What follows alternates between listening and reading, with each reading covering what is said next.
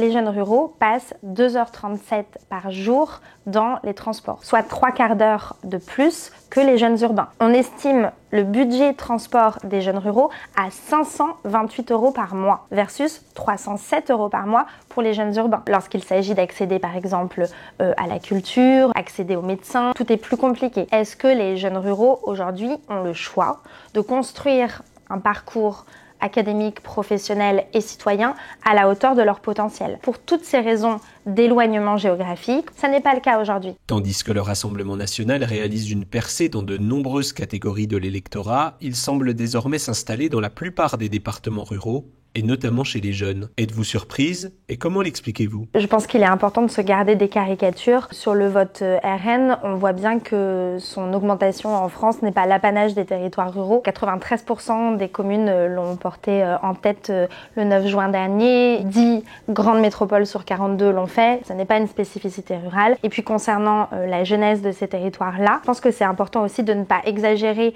le schisme entre jeunesse rurale, jeunesse urbaine. On a demandé il y a quelques semaines, hors élection, aux jeunes ruraux et aux jeunes urbains de s'auto-positionner sur l'échiquier politique. Et quand on prend les jeunes qui s'auto-positionnent le plus à droite de la droite, en réalité, ils sont 9,4% des jeunes urbains à le faire et 10,7% des jeunes ruraux. Donc on voit que l'écart n'est pas énorme. Une fois qu'on a dit tout ça, effectivement, aujourd'hui, 80% des milieux modestes vivent en dehors des grandes métropoles et de leurs banlieues. Et ça, le comprendre, le voir, le regarder, l'admettre, c'est faire évoluer notre carte mentale des inégalités en France. Et il faut le faire aussi pour comprendre ce vote, parce qu'on voit bien que le vote RN est conditionné par des facteurs à la fois géographiques, mais surtout socio-économiques. Et ça n'est pas surprenant aussi de penser que des jeunes qui se prennent de plein fouet les fractures territoriales depuis longtemps déjà, et leurs parents avant eux, pour mal citer le prix Goncourt Nicolas Mathieu, s'abstiennent aux élections, parce que c'est quand même ce qu'ils font en premier lieu, ou puissent se détourner des partis traditionnels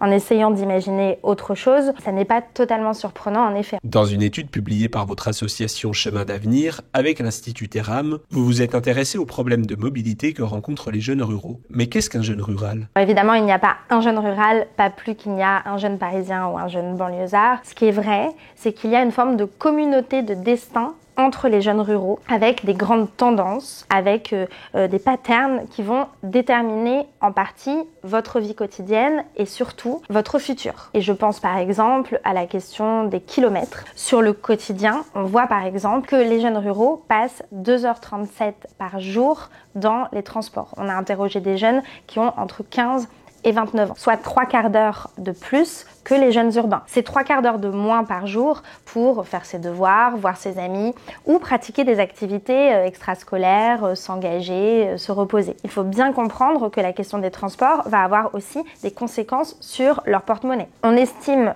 le budget transport des jeunes ruraux à 528 € par mois versus 307 € par mois pour les jeunes urbains. Deuxièmement, on voit que lorsqu'il s'agit d'accéder par exemple à la culture, accéder à des loisirs, accéder aux médecins, à des démarches administratives, tout est plus loin, tout est plus compliqué. Un jeune rural sur 2 dans les milieux très peu denses estime avoir dû renoncer à accéder à la culture ou à pratiquer un loisir pour des raisons d'éloignement géographique et de manque de transport. Tout cela, ça conduit les jeunes ruraux à se priver, et pas une fois, pas 2 fois, mais quotidiennement. Concernant les aspirations académiques, professionnelles de ces jeunes, on voit bien que cet éloignement géographique, cette question des kilomètres, elle a aussi un impact sur la façon dont ces jeunes conçoivent leur futur. 7 formations sur 10 se trouvent dans les grandes métropoles. Un jeune qui veut faire des études, qu'elles soient courtes ou longues d'ailleurs, va devoir a priori bouger, et ça aura un impact à la fois matériel, financier, psychologique sur son quotidien, sur celui de ses parents,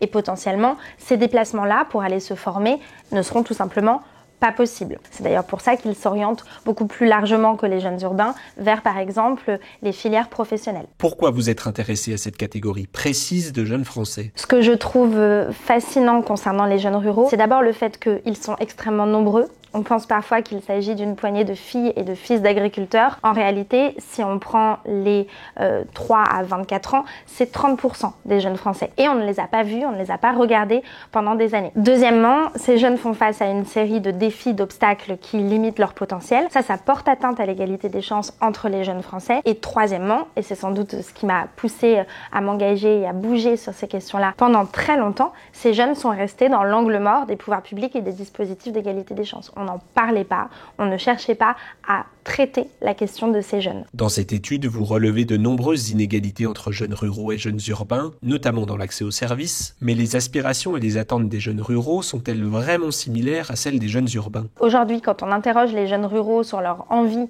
ou non d'aller un jour à l'étranger, pour par exemple y étudier ou y travailler, ils sont 8 sur 10 à dire vouloir le faire quand ils ont 15 ans, 16 ans, 17 ans. Et quand on interroge les mêmes jeunes autour de 29 ans, eh bien en réalité, ils sont 1 sur 10 à avoir pu le faire pour une période de plus de 3 mois. L'envie est là, l'ambition est là, les aspirations sont là. Quelques années plus tard, confrontés à la réalité, confrontés aux empêchements, confrontés au manque de clés pour pouvoir franchir le cap et effectivement aller à l'étranger, eh bien la différence elle est vraiment frappante. Même chose sur l'accès à la culture. Quand on les interroge sur ces pratiques culturelles, on voit qu'elles sont moindres, qu'elles sont vraiment limitées par rapport aux jeunes urbains. Mais quand les jeunes ruraux deviennent des néo-urbains, quand ils vivent dans une grande métropole, ça monte en flèche. Et en réalité, ça rattrape, voire ça dépasse les pratiques culturelles des jeunes urbains. Non, les jeunes ruraux ne sont pas casaniers. Non, les jeunes ruraux n'ont pas forcément envie de rester dans leur hameau et d'y passer toute leur vie. Non, les jeunes ruraux n'ont pas un moindre intérêt pour la culture que les jeunes urbains. Il faut juste leur donner les opportunités de pouvoir bouger, de pouvoir aller à l'étranger s'ils le souhaitent, de pouvoir accéder à la culture et bien sûr de pouvoir rester vivre, étudier, travailler au sein de leur territoire s'ils en ont envie, mais uniquement s'il s'agit d'un véritable choix. Avoir les mêmes attentes pour les jeunes ruraux et les jeunes urbains, n'est-ce pas vouloir que tout le monde se conforme à un moule? Évidemment, ce serait absurde de dire tout le monde dans les grandes métropoles, tout le monde dans les grandes écoles et d'essayer de créer ce mouvement-là. La question, c'est véritablement celle du choix. Est-ce que les jeunes ruraux aujourd'hui ont le choix de construire un parcours académiques, professionnels et citoyens à la hauteur de leur potentiel? La réalité, c'est que pour toutes ces raisons d'éloignement géographique, pour toutes ces raisons matérielles, pour toutes ces raisons aussi symboliques de représentation, ça n'est pas le cas aujourd'hui. Et c'est face à ça qu'il faut en réalité essayer d'agir en profondeur. Quelles idées concrètes et politiques préconisez-vous pour réduire ce que l'on pourrait qualifier de fracture territoriale? Pendant très longtemps, que ce soit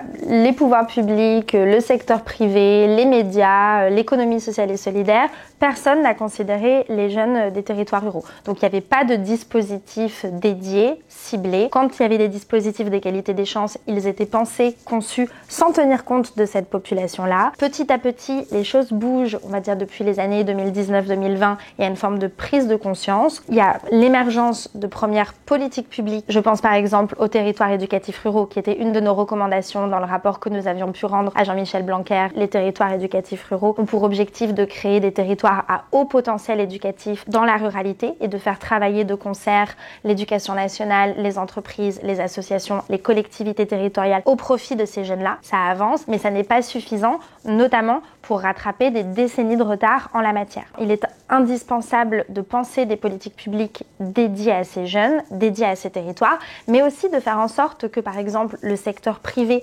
intègre la notion de diversité territoriale. Si les grandes entreprises décidaient d'accorder une attention particulière à la ruralité, par exemple, dans leur mode de recrutement, peut-être qu'elles iraient plus sourcer ces jeunes, qu'elles leur donneraient plus leur chance, qu'elles leur permettraient ensuite d'intégrer leurs effectifs en admettant qu'il puisse y avoir un coût d'entrée pour l'entreprise parce que ces jeunes n'ont pas forcément tout de suite fait l'école de commerce qui fait bien sûr un CV, qu'ils n'ont pas tout de suite fait un stage très différenciant à Singapour et que peut-être ils parlent un petit peu moins bien anglais que les jeunes urbains parce que c'était moins dans leur cadre familial initial. Mais si les entreprises décident de faire ce pas-là, cela pourra aussi faire bouger les lignes côté secteur privé. Très important, les politiques publiques d'égalité des chances doivent toujours s'interroger sur est-ce qu'elles ratent le coche ou pas en matière de jeunesse et de ruralité.